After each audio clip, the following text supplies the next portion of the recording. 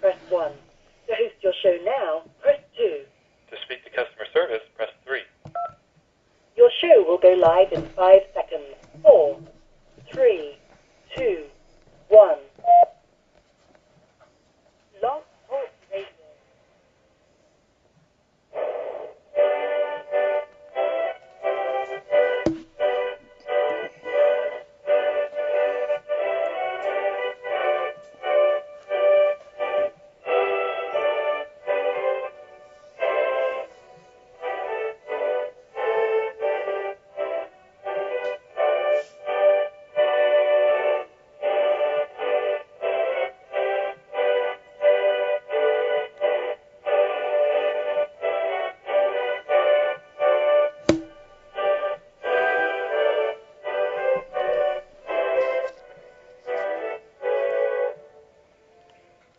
Boa noite, meus amigos. Estamos aqui de volta.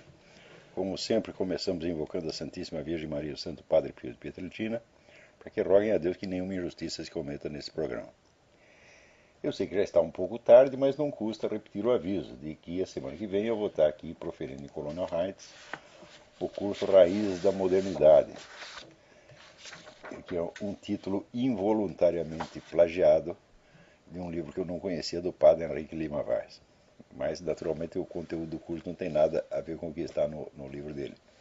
Eu não sei se ainda há tempo, mas quem quiser se inscrever, ainda ligue para o telefone 041-9974-4443 e fale com o senhor Eduí. Né? Então, olha, hoje saiu... hoje não, perdão. No último dia 5, saiu no Financial Times um artigo muitíssimo interessante assinado por Charles Clover a respeito da União Eurasiana que o Putin está formando. E aparece então aqui uma declaração do professor Alexandre Dugin, muito importante. Ele disse: nós tivemos de esperar 25 anos para que essas palavras, União Eurasiana, pudessem ser pronunciadas em público pelos nossos líderes. Foram 25 anos de trabalho subterrâneo. Então, se você quer conhecer a política de um país e quer saber para onde as coisas vão, você tem que estudar a atividade dos intelectuais maiores, das lideranças intelectuais maiores do país, que não são as pessoas mais visíveis. São gente que não, dificilmente você vê na televisão, pode ver de vez em quando, tá certo? Mas são pessoas cujo poder de influência você não mede assim em termos de mídia, porque eles não influenciam o povão, eles influenciam a liderança direta, tá entendendo? Então, é nesses grupos de intelectuais que se forma a política do futuro. E qual é a obrigação do analista político, do estudioso? É ver o que esses intelectuais estão fazendo, o que eles estão aprontando, o que eles estão planejando e o que vai acontecer no futuro. Não é uma questão de você prever. Se o camarada está dizendo, olha, eu vou fazer isto, mais isto, mais isto, mais isto, mais isto, então é natural você supor que, se ele não for impedido, ele vai fazer exatamente o que ele está dizendo que vai fazer. Tá certo? Então, por exemplo, tudo o que o PT veio a fazer para destruir todas as lideranças de oposição está tudo nas atas do congresso do PT que o pessoal não lia. Tá certo? E, sobretudo, na vasta literatura, né, estratégica produzida pelos intelectuais petistas, que os nossos analistas de mídia não leem, porque eles não leem merda nenhuma. Esta que é a verdade. A gente vai falar o português claro, porra. Né? No Brasil, esse pessoal que escreve, né, eles escrevem para não ter que ler, porra.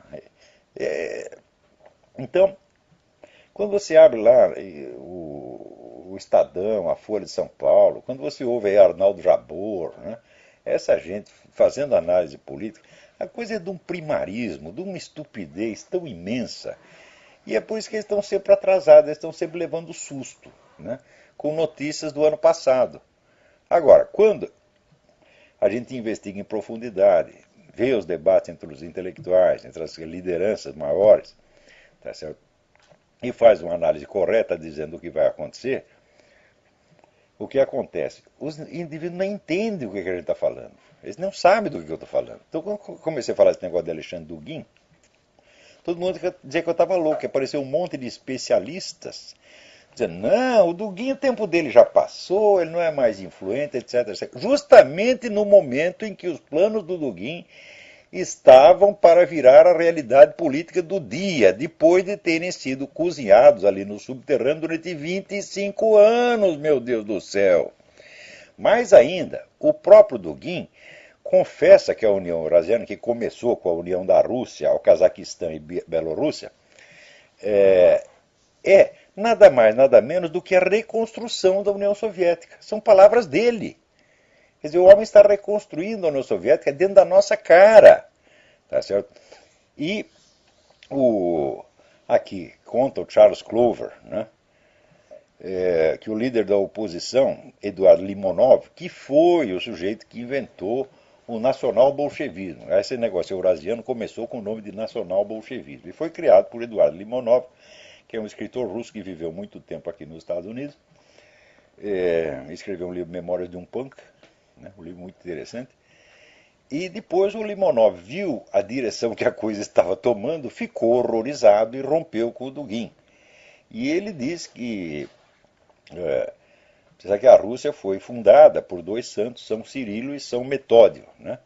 Que ensinaram lá o alfabeto cirílico para os russos, e civilizaram os russos. Né? E ele diz que Putin e Dugin são São Cirilo e São Metódio do fascismo. Né? Olha aí, gente, o que está acontecendo, o que está se aprontando diante do nosso nariz. Né?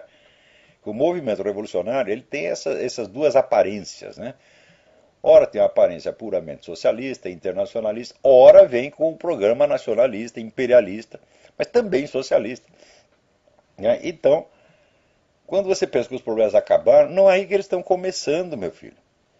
Você pensa que o fascismo morreu, o nazismo morreu? Não, apareceu agora com outra cara, está lá na Rússia, né? Está sendo montado diante dos olhos sonsos dos comentaristas internacionais. Veja, agora começaram a escrever artigos sobre o Dugin no Financial Times. Talvez até discutam lá no Council of Foreign Relations, né? Com 20, 30 anos de atraso. 25 para ser exato, é?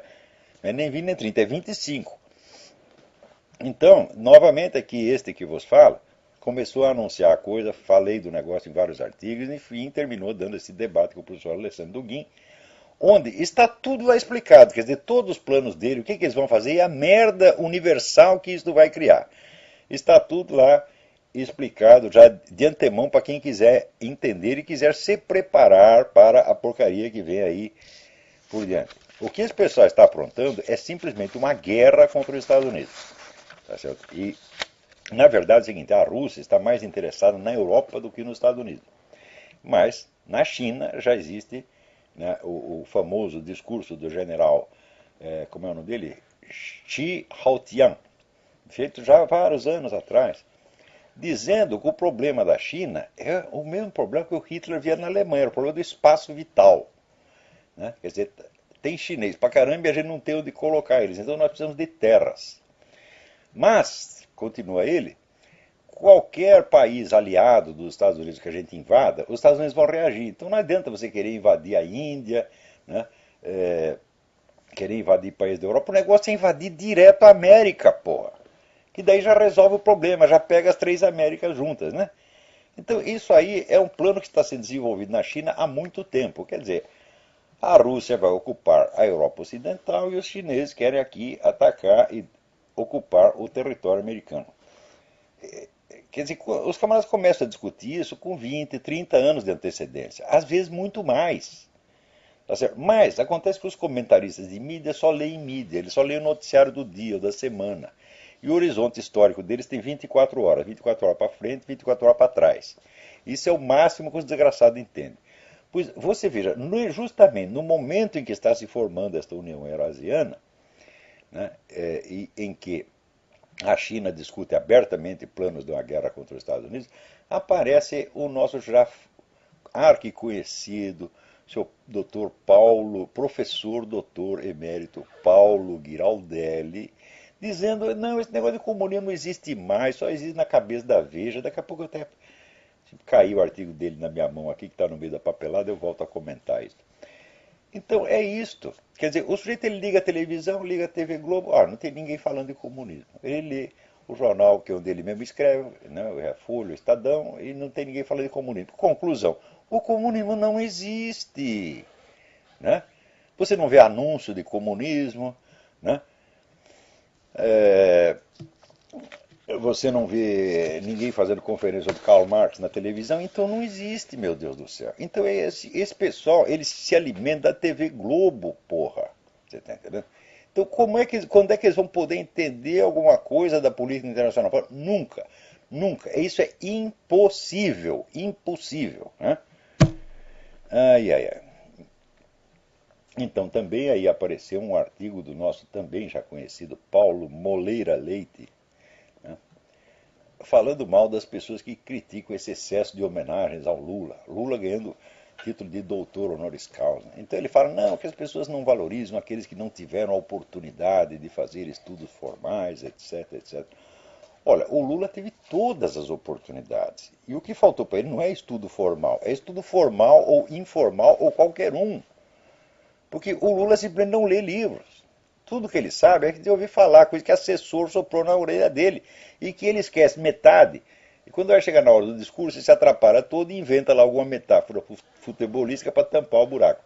Quem é que não sabe que a política econômica do governo Lula veio toda pronta do Banco Mundial, porra? Hã?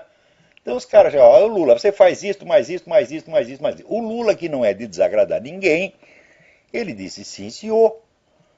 Né? E daí veio o pessoal do Foro de São Paulo, essa parte econômica. E a parte estratégico-política foi a turma do Foro de São Paulo que decidiu, porque o Lula, quando ele presidia a Assembleia do Foro de São Paulo, fazia a mesma coisa que quando ele presidia as Assembleias do PT. Ele deixava o pessoal discutindo e ia tomar um cafezinho. E quando voltava, falava, o que vocês decidiram? Decidiram tal, tal, tal. E ele vestia a camiseta e saía repetindo aquilo. Então o Lula sempre foi o polo de convergência, ele é a cola que unia todas as correntes, tá entendendo? Porque ele estava sempre a favor de todo mundo. Né? Ele não tinha inimigos. Né? Ele não tem inimigos no Foro de São Paulo, ele não tem inimigos no sistema bancário internacional, ele não tem inimigos em Wall Street, ele não tem inimigos na Rússia, não tem inimigos na China, não tem inimigos no mundo islâmico, não tem inimigos em parte alguma. Essa é a única especialidade dele. Concordar com tudo e fazer o que o mais forte manda fazer, meu Deus do céu. Então, os planos estratégicos de expansão do comunismo na América Latina foram feitos pelo Foro de São Paulo. E os planos de recuperação econômica do Brasil foram feitos pelo Banco Mundial. O Lula obedeceu os dois. E por isso mesmo é que aconteceu dele ser homenageado no Fórum Econômico na Suíça, por sua adesão ao capitalismo, na mesma semana em que foi homenageado no Foro de São Paulo por sua fidelidade ao comunismo. E as duas coisas são verdadeiras, porra! Agora, me diz uma ideia que o Lula tenha tido, um projeto que ele tenha concebido, uma lei que ele tenha inventado. Nada, é nada, nada, nada, nada, nada, porra. O Lula está lá somente para fazer isso. E, agora, o sujeito vira doutor honoris causa é uma coisa que, assim, quando o sujeito não teve estudos regulares, mas estudou sozinho e se tornou um grande especialista na área, então a universidade reconhece que é um doutor honoris causa, quer dizer, por causa da honra, quer dizer, ele honrou a sua profissão. Agora, o Lula ganha título de doutor honoris causa não por ter adquirido conhecimento e capacidade, mas simplesmente por ter obtido votos, pela sua popularidade. Tá certo? Mais ainda, ele começou a ganhar essas coisas antes de se tornar tão popular, e esse foi um dos instrumentos principais que os bancos internacionais usaram para promovê-lo.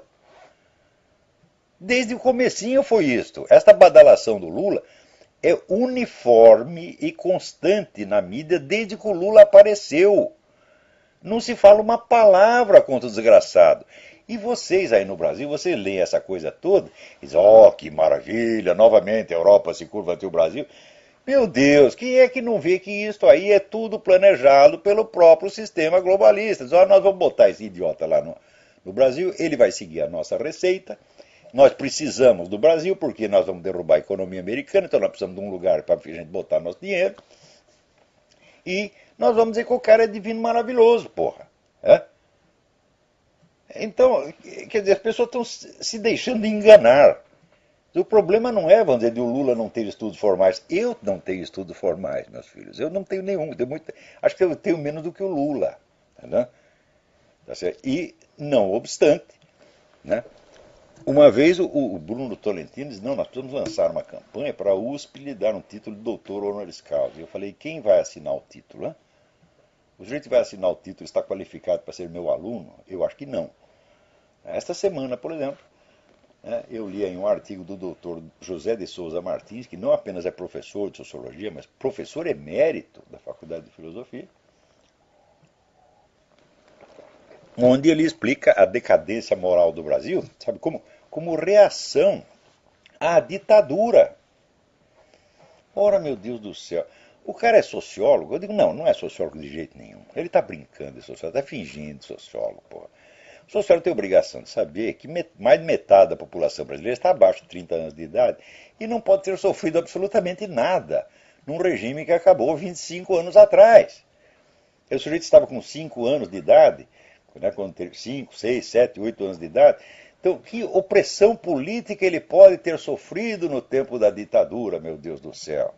Então, uma coisa não tem nada a ver com a outra. Agora, é o seguinte, essas novas gerações também mal sabem da ditadura. Tudo que elas sabem da ditadura veio através de jornalista, de professor, tá certo? De gente como o seu Zé de Souza Martins e outros, artista de TV, né? Quer dizer, os intelectuais, naquele sentido elástico que o Gramsci dá ao termo. Né? Quem quer que sirva para fazer propaganda revolucionária, segundo o Gramsci, é intelectual. Então, os intelectuais é que inventaram essa história de que a ditadura, né, foi uma coisa tão má que agora justifica a gente cair na gandaia e cada um buscar o máximo de prazer que possa para aliviar o sofrimento que teve durante a ditadura.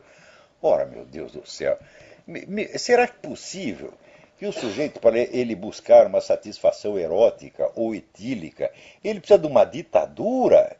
Eu nunca precisei. Precisa outra coisa dura, mas ditadura não. Entendeu? Então,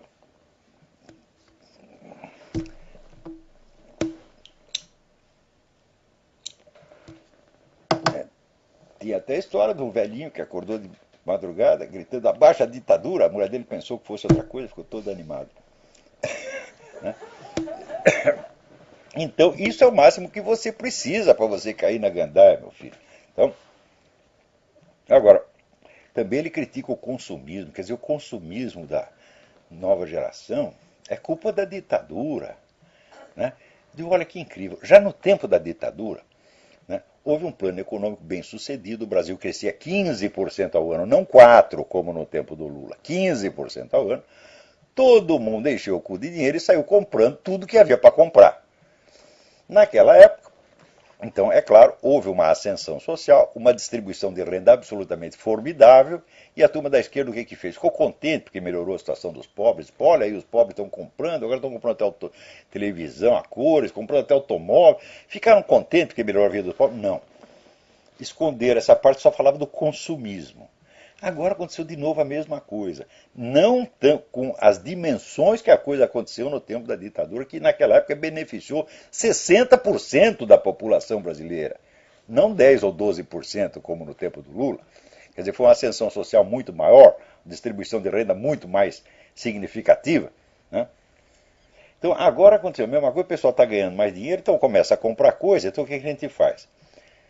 Celebra, né, os resultados da política econômica do Lula, mas ao mesmo tempo não pode culpar ele do consumismo.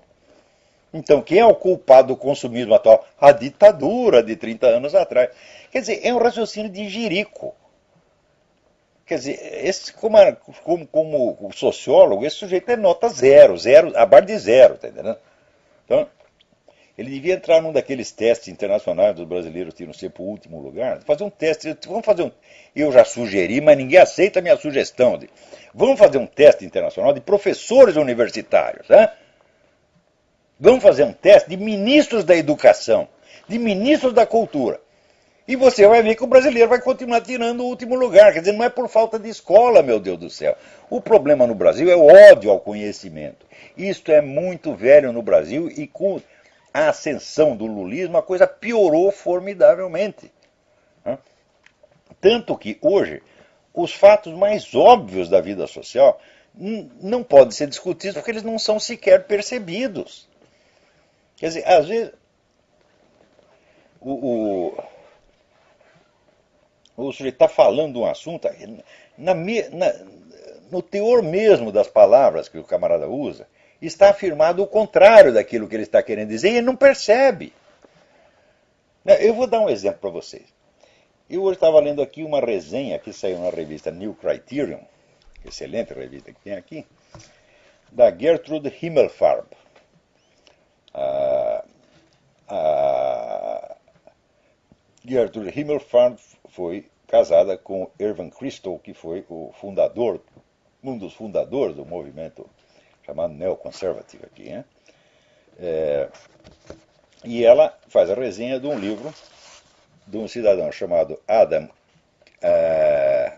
Kirsch, a respeito de Lionel Trilling, que foi o grande crítico literário norte-americano. Lionel Trilling é um autor que eu adoro, eu li cada linha que ele escreveu já há muito tempo, agora que eu consegui juntar também a edição uniforme das obras dele, estou lendo tudo de novo. É um autor assim, com o qual aprendi muito. Tem uma dívida sem fim com Lionel Trilling. Agora, essa dívida, o principal aspecto dela é o seguinte: o Trilling achava que você não pode compreender a sociedade e a política sem a imaginação literária. Isso, imaginação literária, no entender dele, tomava a forma do que ele chamava imaginação moral, moral imagination. O que é moral imagination? Então, aqui, ele mesmo explica, citado aqui por ele, né? Não, aqui frase da... meio a Gertrude Himmelfarb, meio ele falando. A verdadeira imaginação moral transcende, né, a moralização dogmática porque está imbuída de realismo moral. Um realismo que não é só a consciência da moralidade em si mesma, mas das contradições, paradoxos e perigos de viver a vida moral. Ora, como é que você vai tomar consciência dos paradoxos, das dificuldades, da ironia das situações morais, sem ser através da imaginação? Não tem outro jeito. Então, é você conhecendo, né, inúmeros enredos da literatura universal, que você concebe certas dificuldades morais que às vezes você mesmo vai encontrar na vida, mas que você não entende, você não tem a forma conceptual para dizer o que está acontecendo, e é o que a literatura te ensina a dizer. E o principal livro, o livro mais famoso lá no Trilling, chama-se The Liberal Imagination, que foi publicado no Brasil numa tradução medonha, com um título mais medonho ainda de Literatura e Sociedade. O certo seria a imaginação da esquerda, porque liberal nos Estados Unidos quer dizer esquerdista. Quando é de direita é conservative. Então, conservative versus liberal. Então, seria a imaginação esquerdista, o imaginário da esquerda, uma coisa assim seria o título certo. E ele diz o seguinte, que até aquela época que ele publicou, os anos 50, não havia nos Estados Unidos uma tradição intelectual conservadora. Havia apenas uma tradição esquerdista, que era dominante no país. E que o principal problema com essa tradição esquerdista era a sua falta de imaginação moral. Porque o esquerdista só entende assim, o bem e o mal. O bem é ele, o mal é o outro. Ele não é capaz de perceber ambiguidades, dificuldades, etc. Eu vou provar isso para você. Por exemplo, né, se você olha uma fotografia de um bebê no ventre da mãe, e você vê, né, aquela criaturinha já formada, aquela carinha de bebê, então você se internece por aquilo. E você tem um natural sentimento paterno de querer proteger aquela vida. Se um esquerdista vê você fazendo isto, ele diz, isso é nazismo, isso é fascismo, e ele já quer prender, matar, você está entendendo? Ou, no mínimo, calar sua boca. Quer dizer, um sentimento humano normal, até banal, tá certo? Visto do ponto de vista esquerdista, é uma coisa monstruosa. Quer dizer, o esquerdista não é capaz de ampliar a sua imaginação para entender o sentimento do outro. Claro que os conservativos são os caras que melhor descreveram a psicologia da esquerda. Começa falando Dostoiévski, né? Shakespeare, né? Goethe, né? Então, mas a figura de um conservativo na imaginação esquerdista é apenas um estereótipo monstruoso. É uma coisa estranha, esquisita. Vou lhe dar outro exemplo. Você tem aqui uma mulher e tem um homem vestido de mulher. Você instintivamente percebe a diferença, é uma coisa inteiramente normal, um sentimento espontâneo. né? E você vai se sentir um pouco constrangido de chamar de senhora um sujeito peludo do tamanho do Schwarzenegger, tá certo? Com 2 sutiãs cheios de borracha. Isto, na cabeça do esquerdista, é preconceito, é homofobia, é ódio anti-gay. Ou seja, ele não é capaz de entender nem sentimentos banais que os outros têm. Quanto mais sentimentos mais complexos, mais refinados, tá certo?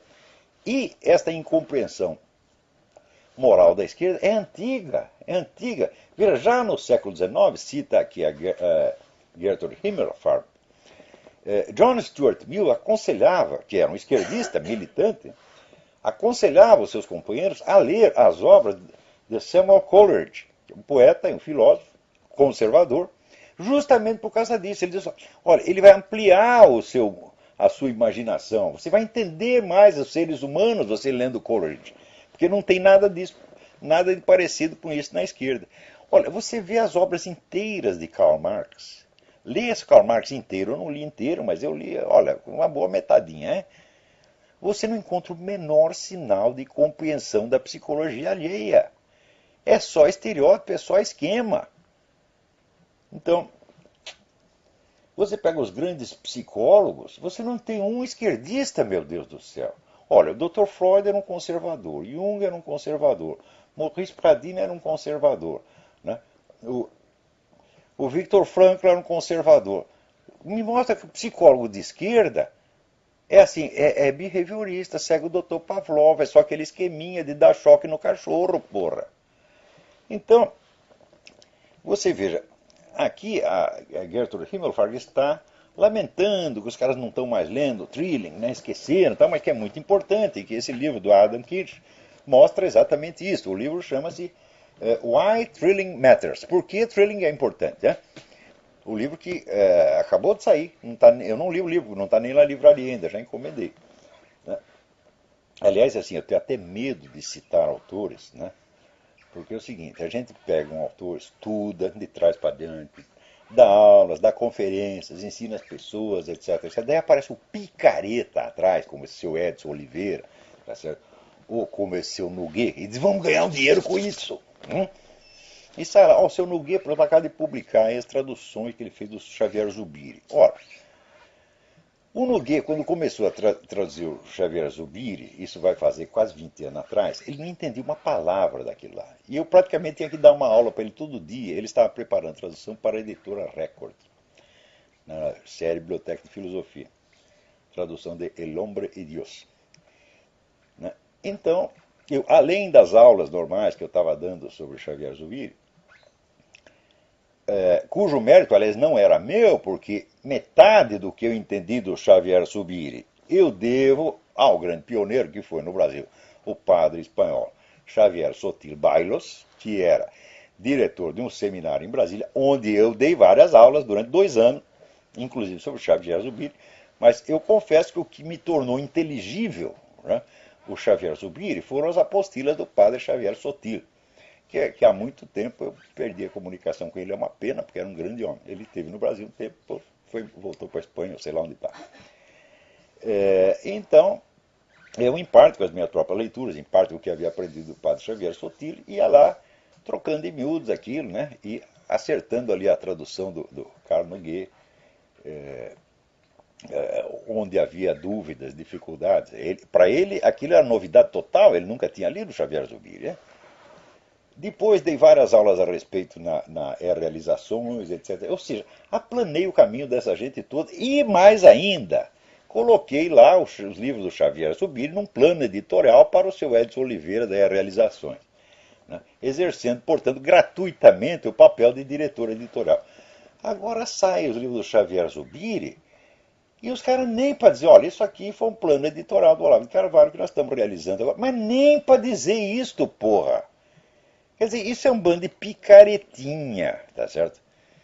Ó, no Brasil sempre foi assim, como faltam intelectuais criadores, intelectuais de primeiro plano, então, vamos dizer, o terceiro, quarto escalão da vida intelectual, que são assim, são tradutores, são resenhistas, são revisores, são arquivistas, adquirem uma importância extraordinária e são cultuados como se fosse o grande mestre.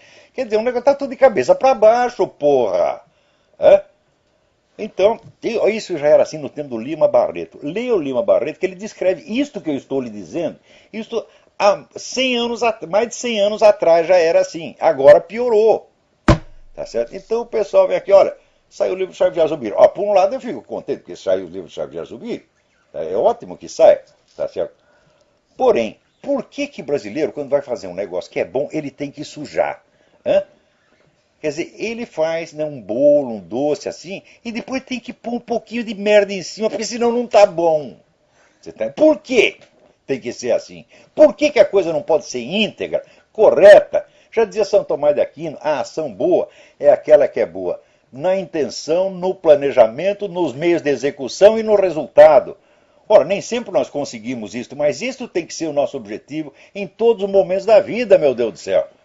Agora o brasileiro só pensa no que ele quer parecer, no que ele quer que os outros digam dele. Tá certo? Então no meio vai fazendo a merdinha, esconde um pouco aqui, suja um pouco lá, e no fim, tudo sai comprometido, meu Deus do céu. Né? Então, olha, por isso quando estava lendo o negócio da Gertrude Himmelfarb, eu falei, olha, a diferença entre os Estados Unidos e o Brasil é que nos Estados Unidos eles estão preocupados em recuperar a memória desse grande crítico do passado. Ao passo que no Brasil a influência dele jamais entrou, nem pode entrar. Porque a falta de imaginação moral, da qual, por exemplo, esse professor José de Souza Martins é um exemplo, né? No Brasil se tornou obrigatória. Você só pode julgar as coisas através de estereótipos, de figuras mecânicas, de caricaturas grotescas, só pode. E isso se tornou obrigatório. E o pior, as pessoas que são mais assim, mais incompreensivas, mais duras, mais desprovidas de imaginação e de empatia humana, são esses que mais falam da diversidade, meu Deus do céu. Quer dizer, uma coisa de uma inversão tão óbvia, tão patente, tão nojenta. Né? Por exemplo, se um sujeito chega para mim e diz, olha, nós queremos aqui a instituição do casamento gay. Eu vou pensar isso. Vou pensar por que eles querem isso, será que é bom, etc. Com toda a honestidade, vou pensar naquilo. Tá certo? Agora, se alguém diz, olha, casamento gay não é bom, as pessoas ficam horrorizadas. Elas não querem ouvir as suas razões, não entendem nem os seus raciocínios, quanto mais os seus sentimentos, meu Deus do céu. Né? Então, por exemplo, quando aqui terminaram a política né, nas Forças Armadas, que não é para você falar, né? Não se fala disso aí. Se o cara é gay, esquece, a gente não pensa nisso. Então, não, nós queremos agora ser aceitos no Exército, já eram aceitos no Exército, nas Forças Armadas todas. Nós queremos ser aceitos não apenas enquanto cidadãos americanos, mas como gays. Eu falei, bom, eu não vejo por quê. E se, por exemplo, eu sou um punheteiro desenfreado, tá certo? Eu só gosto de mim mesmo, só faço sexo olhando no espelho e tocando punheta. E eu vou me inscrever no Exército. Falar, agora eu quero ser soldado do Exército, quero ser marine, né? Quero ser piloto de avião. Mas eu não quero ser aceito assim apenas como cidadão. Eu quero ser aceito oficialmente como punheteiro. Escreve aí, carimba aí. Né? Ora, é uma coisa muito estranha, não é? E se, por exemplo, eu sou um sujeito praticante da bestialidade, só gosto de transar com tatus e cabritas. O seu presidente da República, ele diz que tinha saudade do tempo que se comia cabrita no Pernambuco. Né? Isso quer dizer, ele não vai ter saudade de uma coisa que ele não fez, de uma experiência que ele não teve. Então, eu dizer que o seu presidente é um comedor de cabrita é apenas interpretá-lo, respeitar o sentido da sua declaração. Quando ele se gabou de tentar estuprar um companheiro de cela, foi a mesma coisa. Né?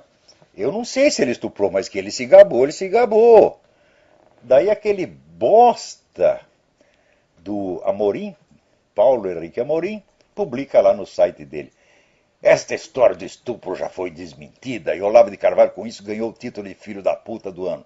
Então, filha da puta é você, o seu pai, a sua mãe, aquela vaca da sua mãe, todos esses filhos da puta, viado, filhas da puta integrais, tá entendendo? Por quê? Eu não disse que o Lula estuprou ninguém, eu disse que ele se gabou de estuprar, e a informação é correta, seu vagabundo, que não tem a menor ideia do que é jornalismo, você é um cabo eleitoral, você é um cara... Olha, inteiramente vendido e comprado. Tá entendendo? Então, bom, então, isso quer dizer que. Eu vou lhe dar um exemplo. Né?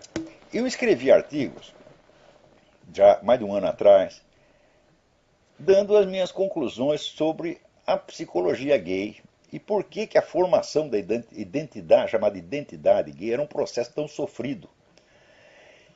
Eu desafio qualquer gay a ler aquilo e me dizer se as coisas não são exatamente assim. Quer dizer, se a experiência dele não confere com isso aí.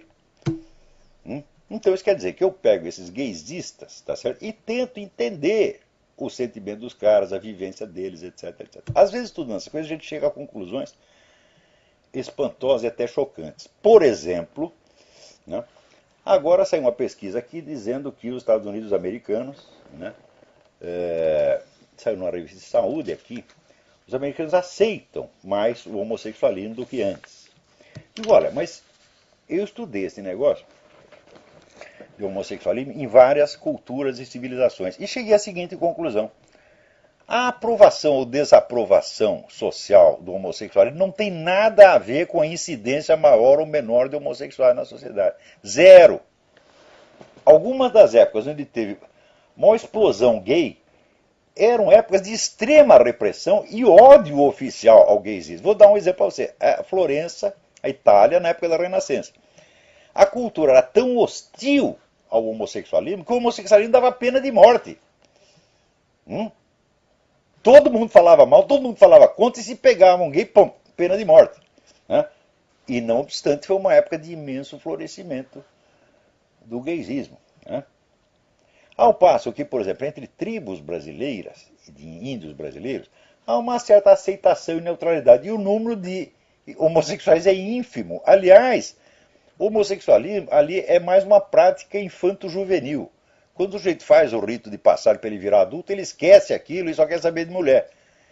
Então, olha, pensei aqui e falei, pô, mas se a coisa tem em todas as culturas mais diferentes possíveis, então não pode ter uma causa cultural, meu Deus do céu. Se me perguntar qual é a causa do homossexualismo, eu digo, olha, não sei e você também não sabe. E se disser que sabe, tu é um hipócrita. Né? Então, eu vejo que essas coisas têm que ser tratadas com certo cuidado. Tá certo? Não é para não ferir suscetibilidades imbecis, não, para não ferir sentimentos reais. Né? E também para não cometer injustiça, que a gente tem que ter, vamos dizer, 100% de justiça. Mas eu já ouvi cara cristão até defendendo pena de morte por homossexualismo, meu Deus do céu. Olha, na Romênia onde eu vivi, o homossexualismo era crime. Então eu só vi 2 em toda a Romênia, os 2 na embaixada brasileira. Agora vai dizer que não tem nenhum? Tem de monte. Então, falar, se vocês querem aqui fazer uma campanha moralista contra o homossexualismo, não conte comigo. Nem contra o homossexualismo, nem contra qualquer outra conduta sexual. Por quê? Conduta sexual não é ideologia. O sujeito não vai para a cama com outro ou com outra por ideologia. Ele vai porque ele tem um impulso, ele tem um desejo. E da onde nasce o desejo? Eu falei, eu não sei. Como é que faz para desligar o desejo na cabeça do cara? Também não sei. Agora, movimento gaysista é outra coisa. Movimento gaysista é fascismo, gente. Movimento gaysista é assim, é dar ao governo instrumentos de policiar até o que você pode falar ou não pode falar. Tá certo? Então, isso aí nós temos que combater. Agora, o homossexualismo existe desde que o mundo é mundo, meu filho. Né? Agora, o movimento gaysista começou agora. O homossexualismo não vai terminar, mas o movimento gaysista vai ter que terminar. Como vai ter que terminar esse império eurasiano, como terminou o nazifascismo, como terminou o comunismo na União Soviética, todas essas ideias malucas têm que acabar, porque elas são ideias assassinas, porra.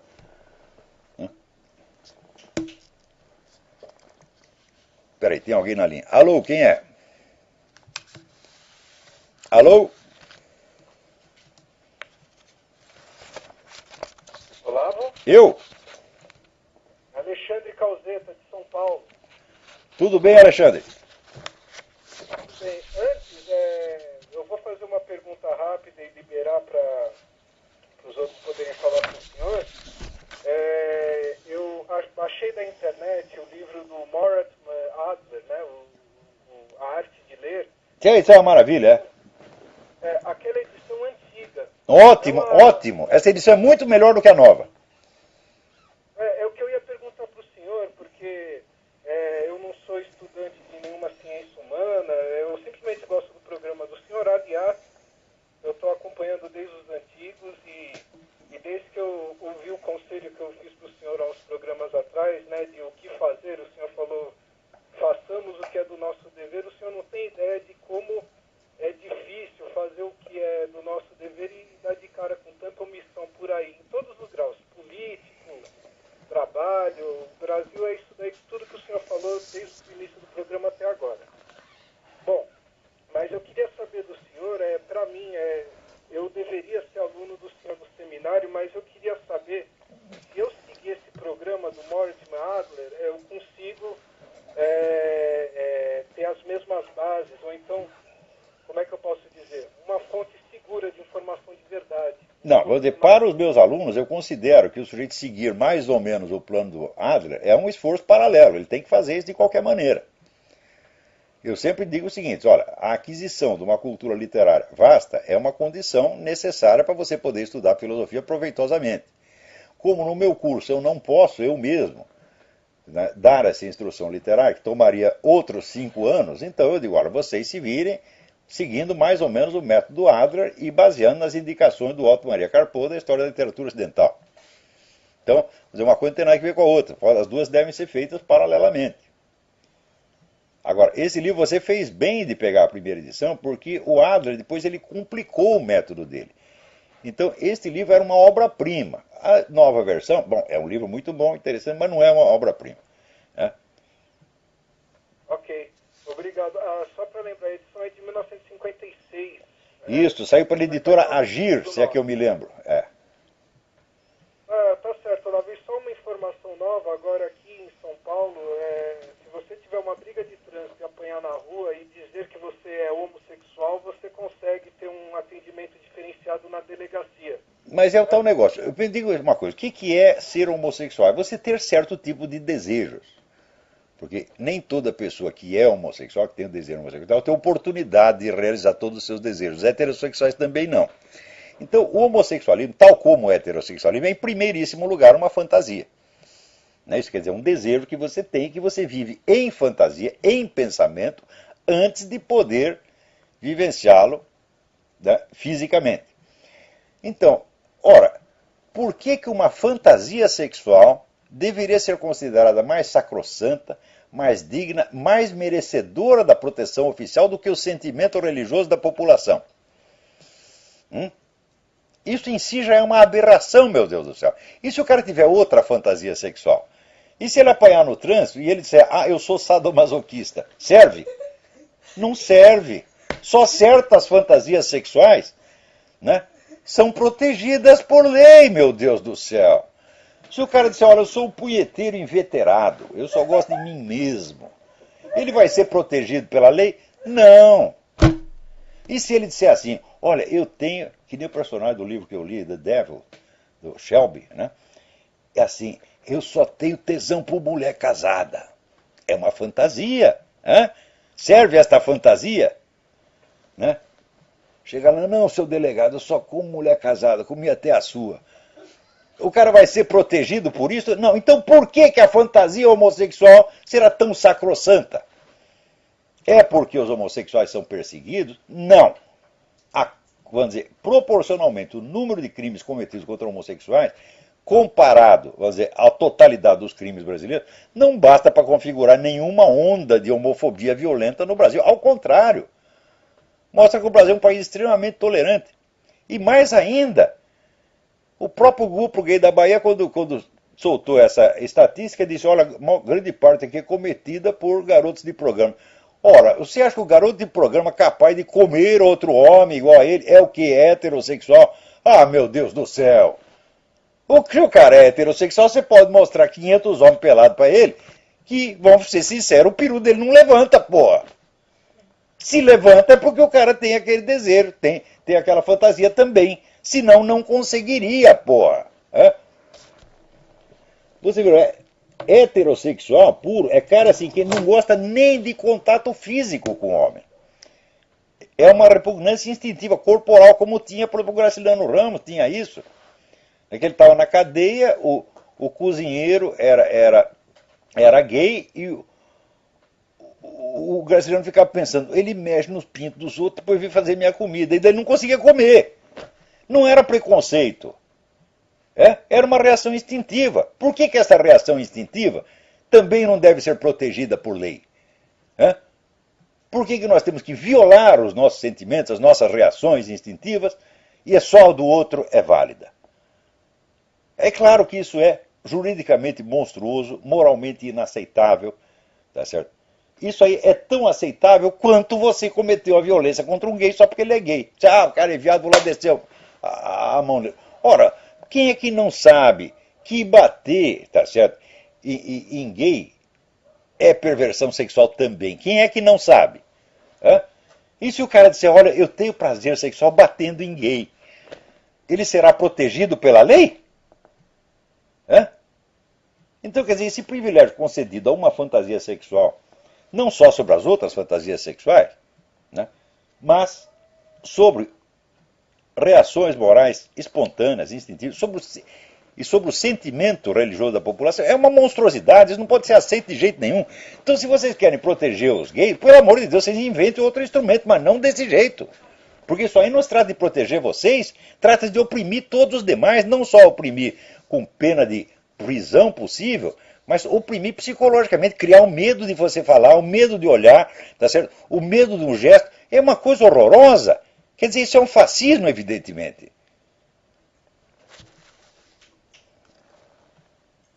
Então, alô, quem é? Tem mais alguém aí? Alô? Alô? É Leonardo.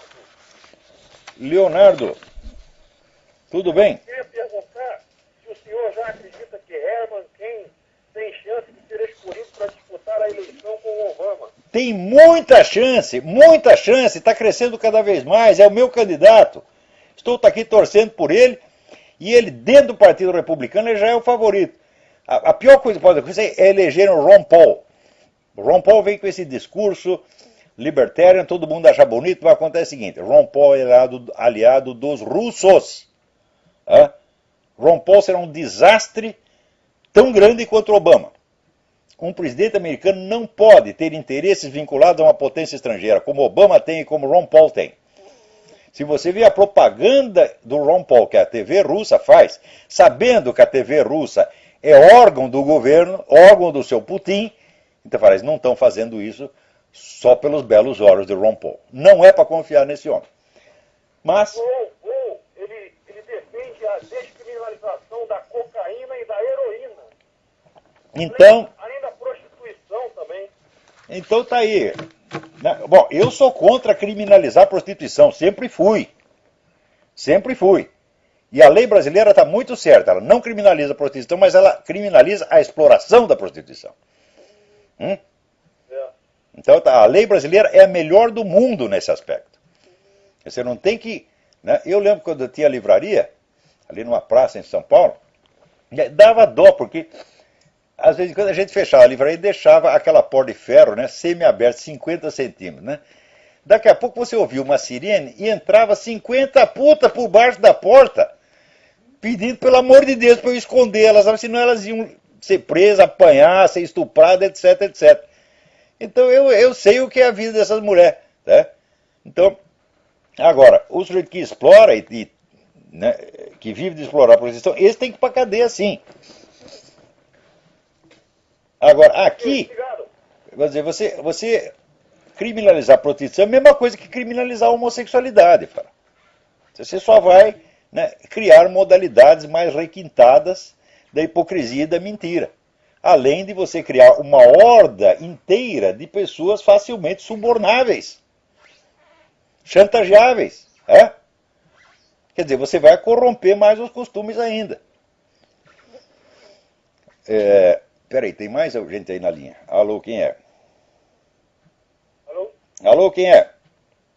É o André? Tudo bom, Olavo? André, tudo bem? Tudo bem, graças a Deus.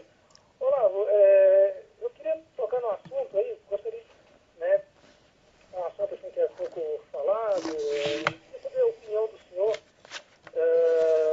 a respeito do Japão, da posição do Japão, porque, bom, nós vemos que o Japão já teve, o imperador do Japão já teve alguns encontros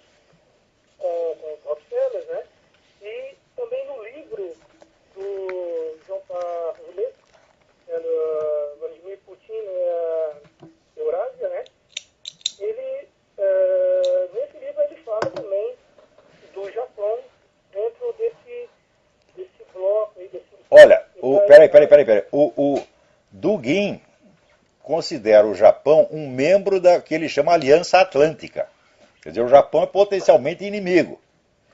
Mas assim, eu gostaria de saber assim, o que o senhor pensa exatamente sobre isso. O Japão, ele continua sendo Eu não sei, eu já sei, é um aliado confiável dos Estados Unidos. Eu não sei, isso aí é um enigma, isso é uma caixa preta, meu filho. Legalmente sim, mas é que nem a Arábia Saudita, tá entendendo? Dá uma no prego, tá na ferradura, tá entendendo? Acende uma vela para Deus, tá pro diabo. Então não sabemos. Eu não tenho o menor, já pensei nisso, não tenho o menor elemento para concluir. Tá certo. Olá, então tá, um abraço. Um abração, tudo de bom. Agora, aqui, veja, o que está acontecendo, esse negócio da campanha de ocupar Wall Street, não se iludam com esse negócio, porque o autor, o mentor disso é um sujeito chamado Stephen Lerner, que é um agente do Obama. É um que trabalha para o Obama. Tá certo? Então, o próprio governo americano está criando esta situação. Então, veja, o que está acontecendo aqui é um ensaio de revolução comunista, com a estratégia clássica do que eles chamam pressão de cima e pressão de baixo. Quer dizer, o governo pressiona para socializar os meios de produção, para desarmar os Estados Unidos, para entregar tudo para os inimigos, para favorecer terroristas, etc, etc. E por baixo vem uma massa que finge que está protestando contra o establishment, mas na realidade está trabalhando para o próprio governo. E pior, está lançando a culpa em Wall Street. Eu digo, peraí, mas é Wall Street que foram os bancos mesmo que foram culpados da crise? Não, isso aí foi o governo, porra. Tá? Não que os bancos estivessem totalmente inocentes, tá certo? Mas nem todos os bancos colaboraram com esta merda, tá certo? Então, o governo está demolindo a economia, tá certo? E criando uma insatisfação. Agora, essa insatisfação se expressa por dois canais. Primeiro, você tem os trabalhadores, os americanos honestos, que pagam imposto e que estão lá reunidos no Tea Party gritando contra isso. Do outro lado, você pega uma horda de vagabundo que vive do Social Security, vive de dinheiro do governo e que, pior, ainda recebe um salário do Jorge Soros para ir lá fazer a arruaça. Tá certo? Então, olha, isso aí não é ainda uma revolução comunista, mas é um ensaio geral. E está muito bem montado. Né? Agora, enquanto isso aí, o pessoal fica chorando de um gay apanhou na Avenida Paulista. Um gay apanhou na Avenida Paulista. Meu filho, no ano passado mataram 176 mil cristãos e vocês não falaram uma palavra. Né? De que no Afeganistão não tem mais uma só igreja cristã. Acabaram todas. Os caras mataram todo mundo. Né? No Egito está acontecendo a mesma coisa. Agora, é sempre assim. Agora, por outro lado, aparece aquele seu Nunes Ferreira, como é o primeiro nome dele? Esqueci. Aloysio Nunes Ferreira Filho, né? Que foi ministro da Justiça do FHC. É aquele mesmo cretino que quando... Uma vez eu estava lá escrevendo, fazendo umas análises sobre a política dele, a mentalidade dele, ele me acusou de estar remexendo o esterco. Né? Daí eu disse, olha, senhor ministro, foi o senhor que disse. Né? Mas que a ideia é boa e que é uma ideia bastante precisa, dá uma ideia da substância que ele estava remexendo, é verdade, ele está realmente remexendo o esterco. Agora ele diz que vai fazer essa comissão de verdade e focar na ditadura. Muito bem, focar na ditadura, mas vamos focar em tudo o que aconteceu no tempo da ditadura. Primeiro, o que tem que ser averiguado é o seguinte, quantos desses brasileiros, tá certo, que estavam associados a Cuba, quantos exerciam cargos no serviço secreto de Cuba, na polícia de Cuba, no exército de Cuba, etc., e foram responsáveis pelo genocídio que foi feito em Cuba e que foi feito em Angola. Não pode investigar isso? Ah, não pode, eles têm que ser inocentados a priori. Então significa o seguinte, que um regime que ao longo de 20 anos matou 300 terroristas, a quase totalidade deles armados, alguns, é claro, desarmados, foram mortos da cadeia covardemente, isso é imperdoável, tá certo? Mas a maioria ali foi morto de arma na mão. Então, matar 300 terroristas parece mais grave do que um genocídio de 100 mil pessoas que se fez em Cuba, pô, com a ajuda desses mesmos caras. Se é para averiguar crime, ou seu mergulho no esterco, vamos averiguar direito. Vamos descobrir tudo, porra. Agora, tu não é homem para fazer isso. Tá? Tu não é homem porque tu não quer saber verdade, coisa nenhuma. A verdade na sua boca, a palavra verdade na sua boca, a palavra sai emporcalhada. Tá certo? Porque é só mentira o que vocês querem saber, fazer. Tá certo? Vocês só querem, assim, é lançar culpa nos militares de tudo que aconteceu, inclusive dos seus próprios crimes. Vocês sempre fizeram isso. É o xingue-os do que você é, acuse-os do que você faz. Então, agora, o pessoal das Forças Armadas, diante dessas coisas, o que faz? Emite uma notinha oficial dizendo, tá doendo. Tá doendo. Porra! O que vocês querem?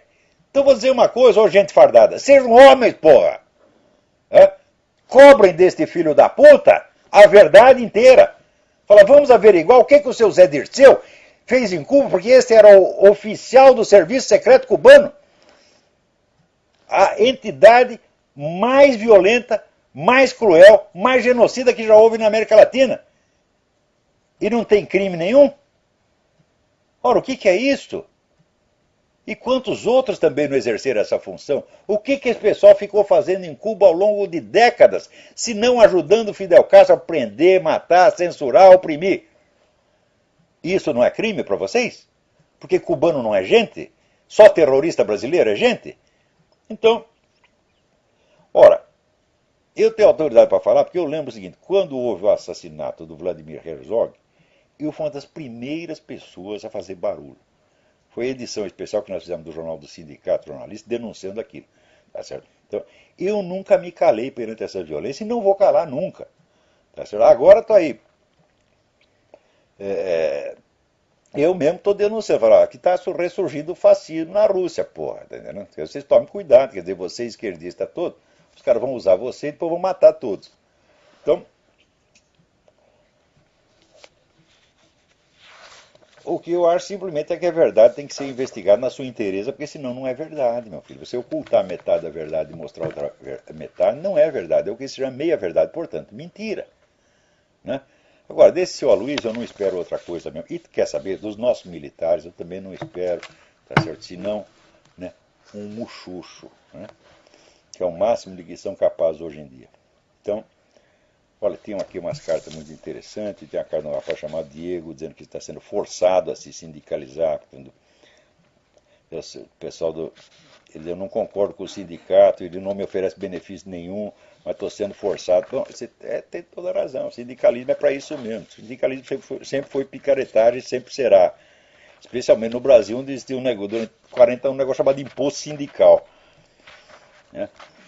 Bom, meus amigos, então o nosso tempo acabou. Até a semana que vem. Muito obrigado.